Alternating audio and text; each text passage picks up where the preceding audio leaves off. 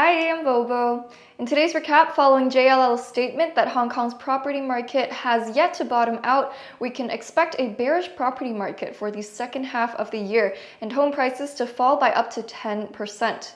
On top of this, Citigroup forecasted last week that if second-hand transactions weekly remain low, this would reflect a drop in property prices worse than initially expected and indicate the start of Hong Kong's real estate down cycle. Also, expect home price adjustments until at least the end of the year. Next, central banks will be discussing interest rates this week. The US and Europe will likely continue to raise rates, both by 0.25%. Meanwhile, with Hong Kong interest rates under upward pressure, market sentiment remains cautious with a wait-and-see approach. That being said, some buyers have returned to the second-hand market to bargain hunt for newer homes. In weekend transactions for the city's top 10 blue-chip housing estates, Hong Kong's 4 biggest real estate agencies all saw rebounds going up to 7 transactions. But for Centerline and Midland, this marks the 12th consecutive weekend of single-digit sales. As the second-hand market remains sluggish, some owners resorted to reducing home prices even despite profit loss. In particular, buyers who purchased expensive homes in the last 5 years have been losing more money. Here are 4 such cases from just last week. In our first case, a homeowner at Mei Foo Sun Chuen in Lai Chi Kok lost 2.3 million Hong Kong dollars in profits selling their Phase 5 apartment. This was a 672 square foot lower floor flat offering 3 rooms with a view of the streets below. The owner put the home up for sale at $8.5 million in October of last year, already at a loss then, and reduced the price by $1.12 million to sell the home for $7.38 million and $10,982 per square foot. The original owner had purchased the flat in July of 2018 for 9.68 million Hong Kong dollars, marking a 24% depreciation within a 5-year holding period.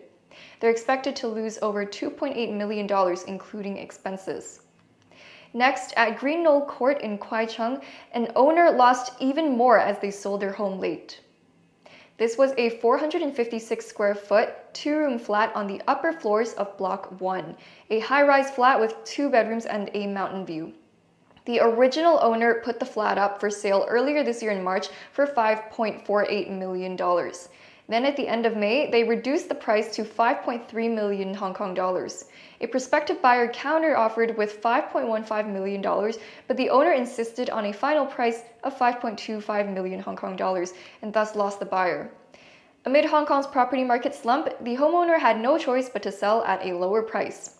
This month, when a prospective buyer counter-offered with a bold 4.95 million Hong Kong dollars, the owner eventually sold it for 5.05 million at around 11,000 Hong Kong dollars per square foot. The original owner had purchased the flat in January of 2018 for $5.45 million and held it for 5 years, losing $400,000 in profits. This is 7% in depreciation.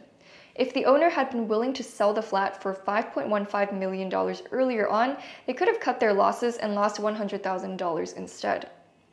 The third case comes from a semi-new property with homes that often suffer losses.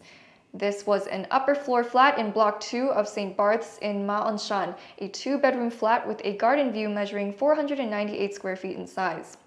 The original owner initially set the price at 11 million Hong Kong dollars and then reduced it by $1.5 million in response to market conditions. Following this, the flat sold for $9.5 million at 19,076 Hong Kong dollars per square foot to a buyer purchasing the flat for self-occupation. The original owner bought the flat in February of 2018 for 12.1 million Hong Kong dollars and held the flat for 5 years, losing about $2.6 million in profits, which marks a 21% decline in depreciation during the period. This was the largest profit loss in 2 years for the development. In fact, over the past 5 years of the estate's second-hand transactions, only 5 homeowners managed to make a profit. But if you factor in additional expenses, they too had to leave the market at a loss. The last case comes from a luxury development at a higher price. At the Arch in Kowloon Station, a 533 square foot apartment in Star Tower Block 2 with 2 bedrooms and a 769 square foot terrace sold for $20 million at around $38,000 per square foot. The original owner bought the flat in May of 2020 for $20.3 million. 3 years later, they sold it as soon as the special stamp duty was adjusted and lost $300,000 in the process. Although the flat value depreciated by 1.5% during the period, it's possible that the original owner may lose more than $1.5 million in additional expenses.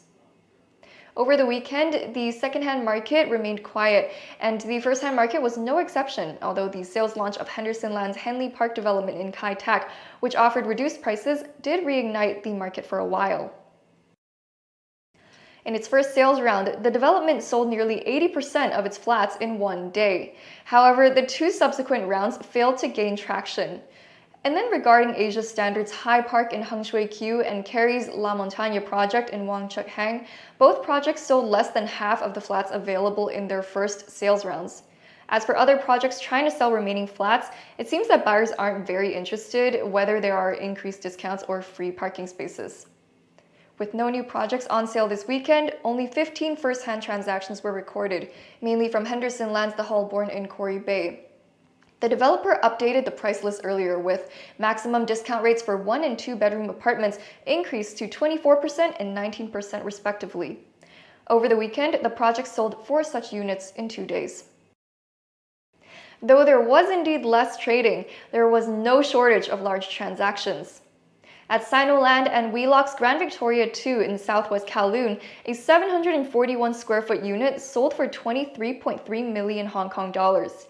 This was a high-rise unit with 3 bedrooms and a storage room.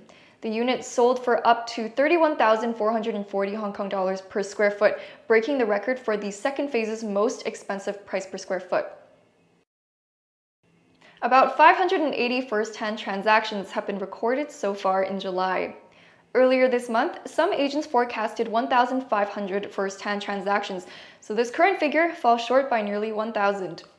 Under these conditions, developers have been employing caution in launching new flats. Though its sales brochure was uploaded earlier, CK Asset postponed the rollout of the Coastline 2 in Yau Tong.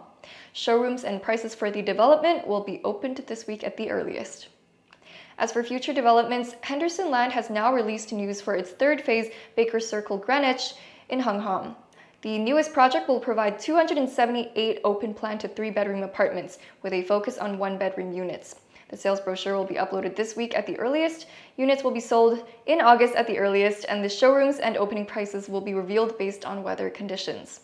Will this development shake things up? We'll have to just wait and see. Well, that's all for this episode. See you in the next.